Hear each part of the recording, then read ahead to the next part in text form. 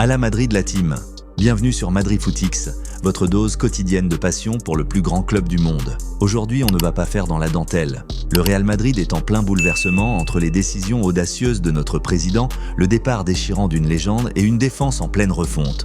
On va plonger ensemble au cœur des stratégies, des rumeurs et des certitudes qui secouent la Casablanca. Accrochez-vous, car ça promet d'être intense. Commençons par une réalité brûlante du mercato. Le Real Madrid, sous l'ère Pérez, a une nouvelle philosophie. Pas d'enchères folles, pas de surpaiement. Sur le papier, c'est génial pour la stabilité financière. Mais dans les faits, ça nous a coûté cher ces dernières années. On a vu des pépites nous filer entre les doigts. L'exemple le plus flagrant, Lenny Yoro. On le tenait, le défenseur lillois était d'accord, mais à 60 millions d'euros, le Real a dit stop, espérant faire baisser le prix. Et paf! Manchester United arrive, met les 60 millions et Yoro s'envole. C'est frustrant, non? Dites-moi en commentaire, est-ce que le Real aurait dû payer pour Yoro? Et maintenant, le même scénario se répète avec le nouveau Vinicius. Franco Mastantuono, la jeune star de River Plate. Il a un accord avec nous, il veut venir. Mais il a une clause de 45 millions d'euros. Le Real refuse de payer, mise sur le fait qu'il ne lui reste que 18 mois de contrat pour négocier à la baisse. Mais devinez qui débarque pour tout faire capoter?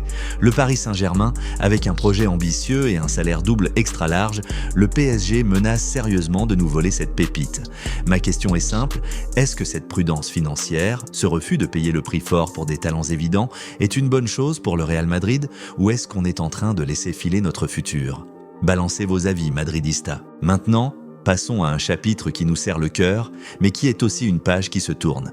L'adieu de notre maestro, Luka Modric. Après 13 ans d'élégance pure, 28 titres, 6 Ligues des Champions, Luka a dit au revoir le 24 mai. C'est la fin d'une ère géante. Et la bombe, elle est tombée. Selon la Repubblica, Modric est sur le point de signer avec l'AC Milan.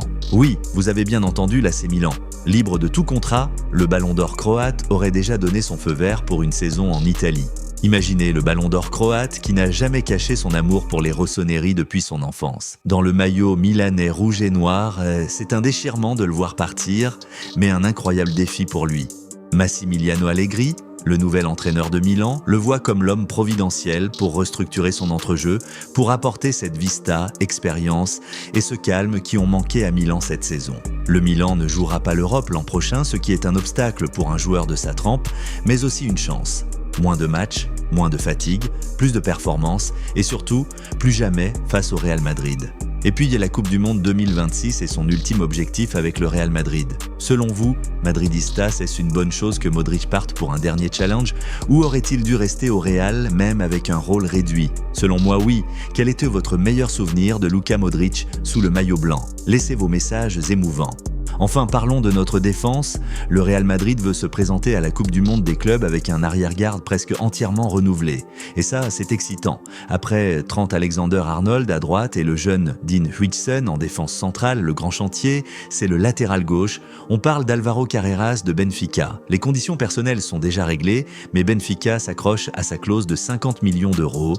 Et on connaît notre président, notre vieux Papi Pérez. Il veut négocier à la baisse encore une fois. La montre tourne, le mercato pré-mondial des clubs se termine dans une semaine. Est-ce qu'on va revivre le scénario Yoro avec Carreras? J'en ai peur. Qu'en pensez-vous? Faut-il payer pour un latéral gauche de ce calibre?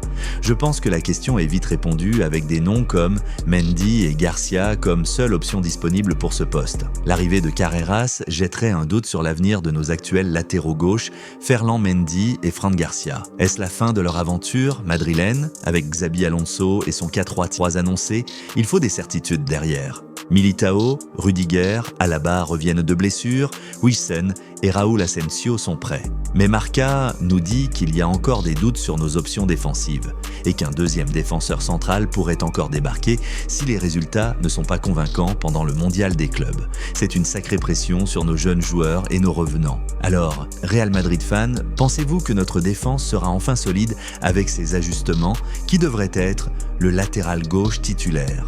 Et faut-il vraiment un autre défenseur central? Partagez-nous vos analyses tactiques. Voilà madridistas, le Real Madrid est à un carrefour entre une stratégie mercato très affirmée de Florentino Pérez, le départ d'une légende comme Luka Modric et une défense en pleine mutation. Chaque décision aura un impact colossal sur la saison à venir. On parle de l'avenir du club, de ses pépites, de sa capacité à rester au sommet. Je veux absolument connaître votre opinion globale sur ce mercato. Coup de maître ou pari risqué de notre président? Dites-moi tout dans les commentaires. Si cette analyse approfondie vous a plu et que vous avez vibré avec moi, n'oubliez pas le pouce bleu, c'est essentiel pour soutenir la chaîne. Et surtout, abonnez-vous à Madrifootix si ce n'est pas déjà fait, activez la cloche pour ne manquer aucune de nos prochaines vidéos. On se retrouve très vite pour décrypter la suite de l'actualité du Real Madrid. À la Madrid, Inadamas.